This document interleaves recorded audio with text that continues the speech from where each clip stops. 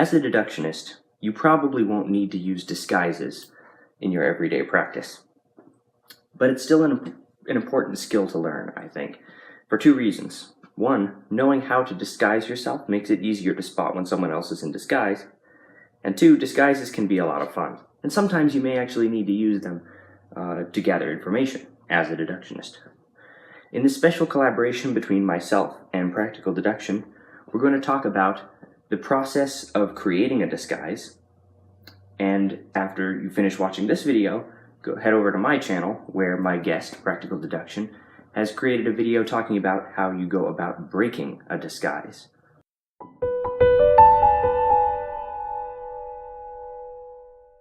So, what goes into making a disguise? Well, what prompted this collaboration was a little experiment that I did recently. A friend of mine was going to go to a local fair, and he didn't know I was going to be there, so I decided to show up in a disguise and see how long it took for him to figure out that it was me. So I colored my hair gray, put on a fake mustache, wore different clothes, and I showed up at the fair along with him. Now, when I picked him out of the crowd, I kept my distance for a while, but I followed relatively closely behind just to see how close I could get before he figured out it was me. I managed to get up behind him in line without him even noticing. I could hear the conversation he was having with the person next to him, and I could see him very clearly, and he didn't even know I was there. This proves a very important point about disguise, and that's you have the psychological advantage of people tuning out their surroundings. People don't expect there to be someone in disguise, so they tune you out just like they tune everything else out unless they have a reason to pay attention. So I struck up a conversation with him, asked him if he could make change for a $20 bill. About 10 seconds into the conversation, he figured out it was me, because now he has a reason to be paying attention. So, what goes into crafting a disguise? To me, there are three aspects that are distinct yet connected. The first is appearance. This is obviously what your disguise looks like. Your hair color, your eye color, your apparent height or weight or your age, or your clothing and accessories, and these are all things that can be altered in certain ways. For example, hair can be altered with the use of wigs, or you could cut or style your hair differently. You could even dye your hair depending on how deep undercover you have to be. Eye color can be modified using contacts, or you can wear sunglasses, which will conceal your eyes completely, provided it makes sense for you to be wearing sunglasses. If it's nighttime, it makes a bit less sense than during daytime, for example. So just use common sense when deciding what would make sense with your disguise and what wouldn't make sense. Facial hair can be faked. Mustaches like the one that I was wearing earlier are not terribly realistic. These are really cheap. They're just for fun. Also, it doesn't match the color of my hair, so it wouldn't really fool anyone. Are you really going to keep that?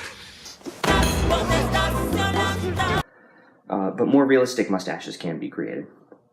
If you want to go the extra mile, movie makeup artists use fake latex face parts. They can use liquid latex to create wrinkles to give the appearance of advanced age, and techniques like that can be used. Also, your height can be altered by wearing shoes with thicker soles, or by putting inserts into shoes. You can add about an inch or two to height. I did that for my disguise. Clothing, generally it's best to dress differently from how you normally dress. This experiment taught me another thing that I thought was kind of interesting. My friend went to the fair with my brother, and my brother knew I was going to be there in disguise. So I was going to try and pick out where my brother was in the crowd. And normally, very often he wears a red shirt. That day he was wearing a green shirt, and I found it actually surprisingly difficult to spot him in a crowd. So this proves another interesting point. It doesn't take a whole lot to make your disguise work if you're at a great distance from someone. Now, voice. That's the second aspect of disguise.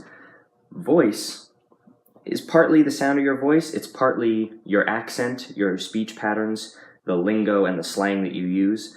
This all kind of ties into the third aspect of disguise, which is character.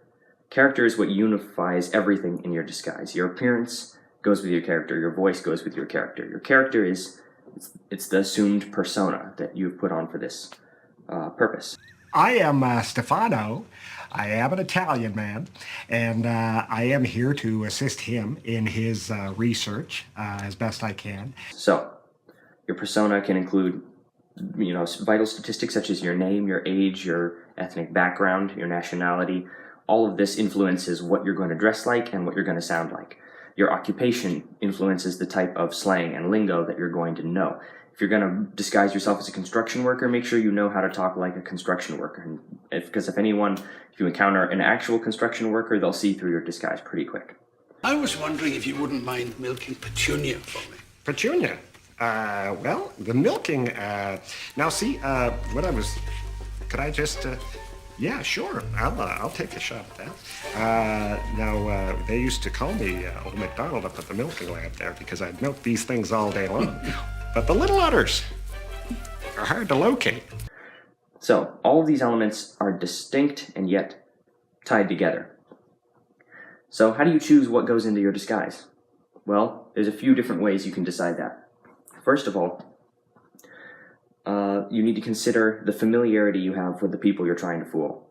It's very difficult to fool close friends and family members with a disguise.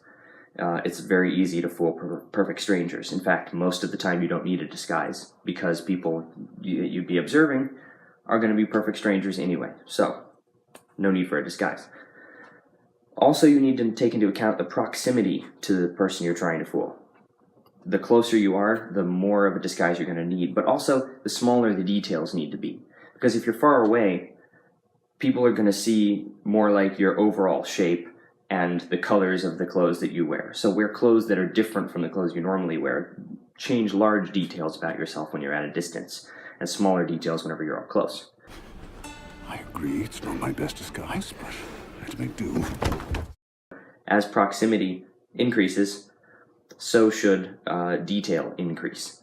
But there is a dramatic increase in the amount of detail you need when you start interacting with people. Like I said, I could get up within about 5 feet of this friend of mine without him knowing I was in disguise, but once I started talking to him, he knew it was me, because now he's actually paying attention. So if you're going to interact with someone, your disguise has to be really good. And thirdly, environment. That is another important aspect of your disguise. It's easier to blend in with crowds, so if you expect to be in a crowded area, your disguise doesn't have to be as good, but you need to consider what people around you are going to be wearing.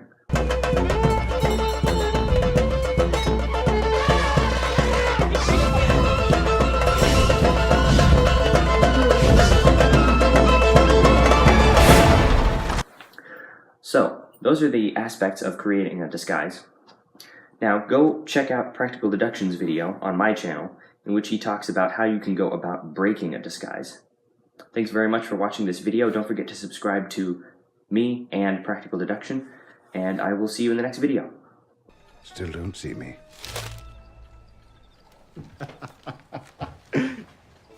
Quelle surprise. I'm not going out with you dressed like that.